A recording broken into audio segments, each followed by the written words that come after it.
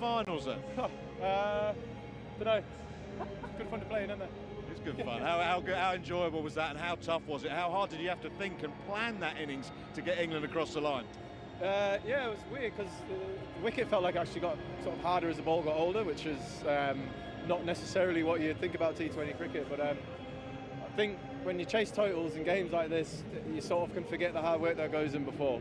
And the way that Sam and Rash and all the bowlers bowled to restrict them to 135, I think on that was a huge reason as to why we sort of didn't feel under too much pressure with the run chase. I never felt like it was, out of our hands at all, and just trying to make sure I stayed there as long as I possibly could at the end, and yeah, good. That's the key. You like taking it deep, don't you? Careful. No, I think it's obviously a lot easier when you've got a batter who's in and face a few balls on any wicket when you get to the end of the innings. And it's never really panic stations when it's sort of under 8 and over. And obviously the way that even Mo came in and played there, that little innings there to get us really going, got us to run a ball. Yeah, decent. How was it coming in when the rate had been sort of nudged on in the power play by the guys up front? It's been hard to do in the power play this tournament when the balls moved around, but how much does that help you calculate the run chase and give you a little bit of time when you come in?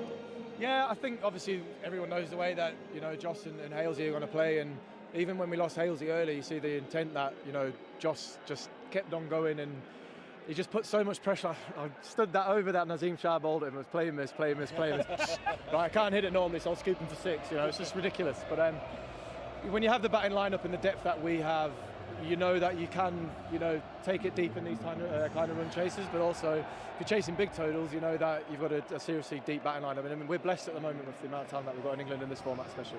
How easy or difficult was it to stay in rhythm as a batter throughout the tournament? Because you played on some not iffy pitches, but difficult pitches, Perth here, and then suddenly they play in Adelaide and the openers smash it.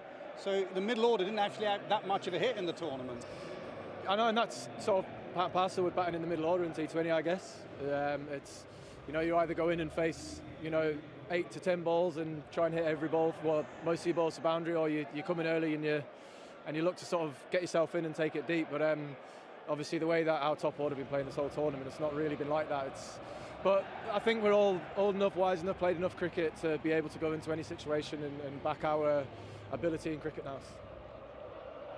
Go on. I was just going to ask about the Sri Lanka game and the innings there. Therefore, sort of what Nasser was saying there, you at least got to spend some time in the middle. If you'd gone cold and someone else had done it, you really would have been coming in cold here today. I don't know. I think it's just this format's fickle. With the bat and with the ball. You just sort of take everything as it comes and, get your practice in the nets. And just make sure that whenever you turn up for a game, you practice and done everything that is required for you to turn up to the game and not have any doubts about, going into the game, whether it would be a battle ball. How pleased are you for Joss and Matthew?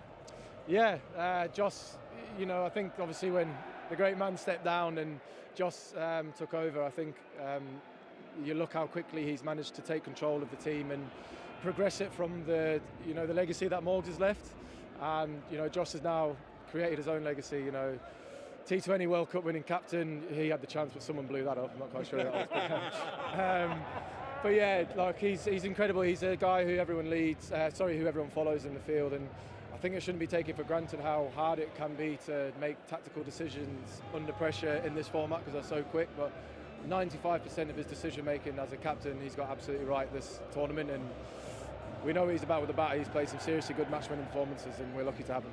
Well, you finally got a World T20 winners medal around you, Nate. What's that like? Double world champion now. How does that feel?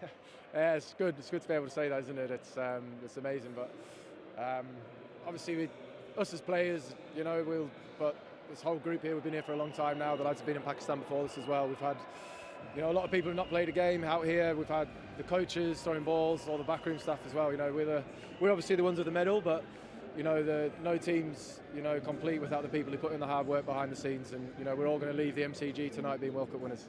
We shall see him in Pakistan for the Test match. Thanks, Wardy. Cheers. Congratulations. Thanks, mate. Cheers.